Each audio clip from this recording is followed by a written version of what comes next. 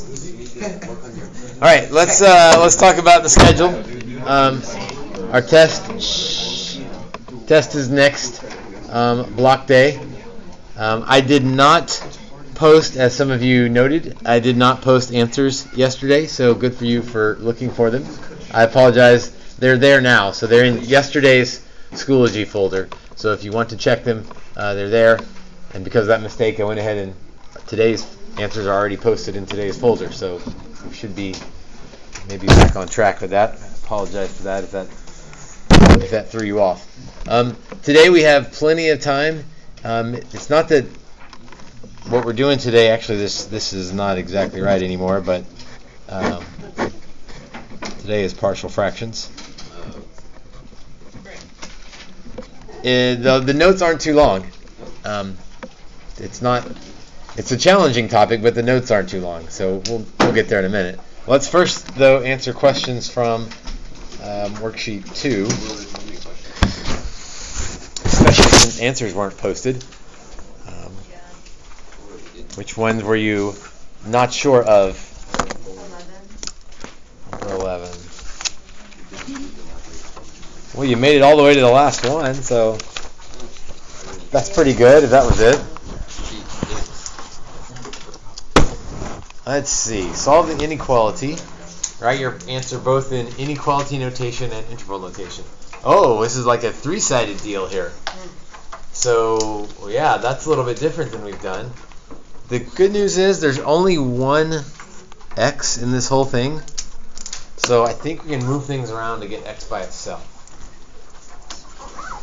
So let's start taking the things away from x. So let's subtract 7 from everybody.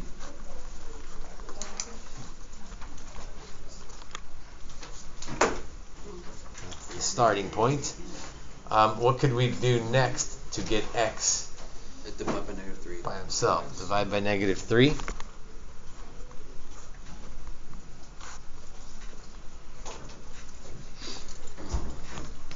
Alarm bells should be going off inside your head right now. It's not. Why is that? Because it's all fractions. Because they're all fractions? Okay, that's fair. But before we even discovered that they were fractions, when we divide by a negative, You have to flip the sign. we got to flip those inequalities. You did it. Shut up. So 11/3 is greater than x is greater than 7/3.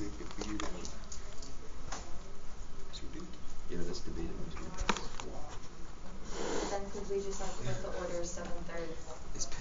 Yes, and so we usually don't write the biggest one on the left. That feels weird. So the statement is not wrong, but what we need to do is sort of read it backwards, or you can think of mirroring it. So start on the right and read it backwards, and it says 7/3 is smaller than x, which is smaller than or equal to 11/3. That's inequality notation. A number line might not even be necessary for this one, but maybe it helps. 7/3, 11/3, open circle, closed circle, and we want x to be between there. So from 7/3 to 11/3, parentheses, bracket. So yeah, that was a little bit different than the ones we had done, for sure. Divide by negative. Flip the inequality. Jason? Could you do number 7, please? Yes. What values of x written in inequality notation satisfy that thing? Ugly, but at least it's already factored for us, so we can already tell zeros of top, zeros of bottom. You know what? I'd better list them out before I start putting them on the number line, or else my number line is going to end up wacky looking. So x equals 2, x equals -3. Those are from the top. From the bottom, x equals -2, and x equals 1. Double root. And a double root, so I need to be careful on that one. So smallest one is -3, -2, 1, and 2. Let's see, 2 and -3, open circles or closed circles for these? For the top zeros, open or closed? Closed because of the equal sign. So at 2 and -3 will be closed.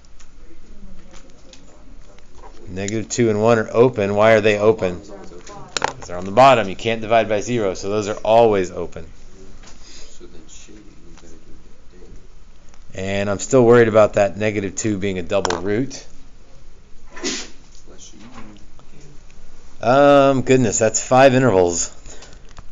I'd really rather not test them all. Let's test 0. That's an easy one to test, and then we'll see how many we need to test before we figure out what's going on. Let's see, 0 minus 2, 0 plus 3, that would be a negative number in the top. In the bottom, I'd have, well, squared's always going to be positive, times -1 would be negative. So I have a positive number greater than 0. Probably. Yep, probably so, most days. So I can shade that region. Now, I'm worried about the double root because I know the alternating rule doesn't work somewhere having to do with the double root. So let's do 3, -3. So I tell you what, let's trust it moving to the right. So that means this would not work, and that one would, because of the alternating rule. They alternate, except at double roots. Double root could shade it. So if I really know how the shortcut rule works, it's going to shade here because it doesn't alternate there, and then it won't work over here. Because there's technically another root there, which means that would be alternated, but then there's not. That's a good way to think of it. It does alternate there. It just flips and then flips right back because there's 2 roots. So it's Now, we've not really done that, so let's test -2.5. Just to make sure. We think it's going to work because it doesn't alternate across the double root. -2.5 minus 2 is negative. -2.5 plus 3 is positive. Squared is always going to be positive. And then -2.5 minus 1 is going to be negative. So it's going to be. So, yeah, 2 negatives make a positive. Boom. So, yep, that worked. Yay. Like we thought it would. So the alternating rule still works. You just have to remember to alternate twice at a double root. Maybe that's the best way to say it. At a double root, you alternate twice, which kind of means you don't alternate at all. I was gonna ask if so you just do the same sign on both things surrounding that double root. Right. So at a double root, it'll be doing the same thing on either side, either both yes or both no. So that would work the same with triple and quadruple roots. So if it was triple, it would be unshaded because it switched. Right. So in that, the same thought process works for triple or quadruple. Well, triple though, you change back, change. So it would change. A quadruple, it wouldn't change. We're not going to get up that high, but yes, it works that way. Ty? What do you have written under both of the things, like positive greater than 0? Positive greater than 0. Because I don't really care about the number. All I care about is if it's positive or negative. So when I plug in -2.5, -2.5 minus 2 is -4.5, but negative. -2.5 plus 3 is positive. So I'm just taking the signs. Squared's always positive. -2.5 minus 1 is negative. Yeah. And then those two. On the 0, when you went negative, it's greater than 0. Say that again. Negative. And when you did 0. Okay. Negative over negative is greater than 0. Negative over negative would be positive, and a positive number is greater than 0. And the one to the left hand, you cancel out the negatives. I kind of work the same way. 2 negatives make a positive. A positive number is greater than 0.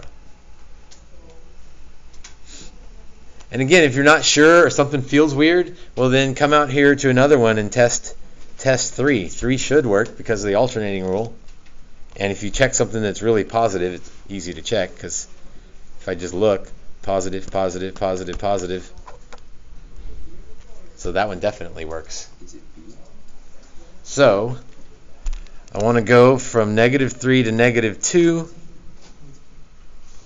but not include -2. And then from -2 to 1, and then greater than 2. So yes, it's B. Well, what's the difference between B and D?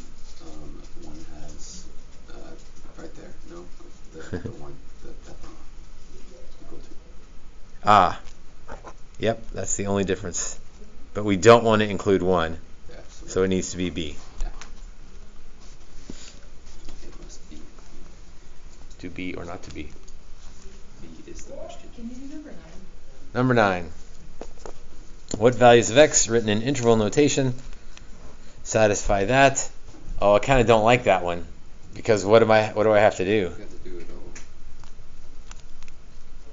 Like I can't do it right now. I have to move the 1 over.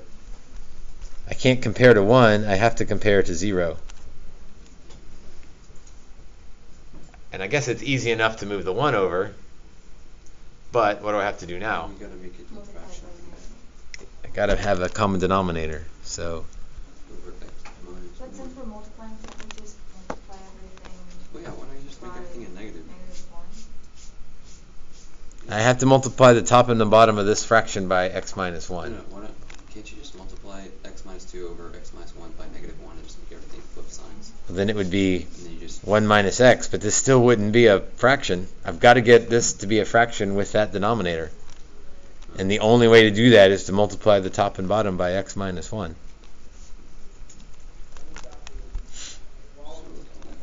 Careful with the minus 1, make sure it distributes.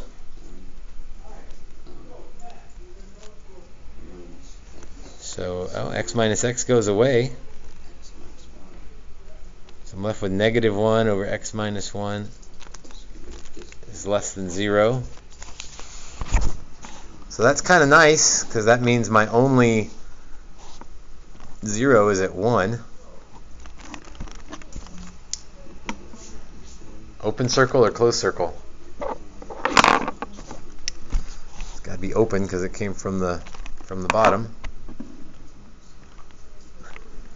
By the way, if I'm looking at my answer choices, it's definitely not D or C, because 2 is not part of this problem. Let's check 0. -1 over -1 is less than 0. 1 less than 0. That's a no. Which means the other one should be a yes. Yeah. Maybe check it, make sure. -1 over 1 is less than 0. Yeah, that one's true. So again, you can rely on the alternating rule and be fine. But if you get one that's tricky or that took a lot of steps and you want to kind of make sure and verify, nothing wrong with that. So from 1 to infinity, but don't include 1. So that would be A.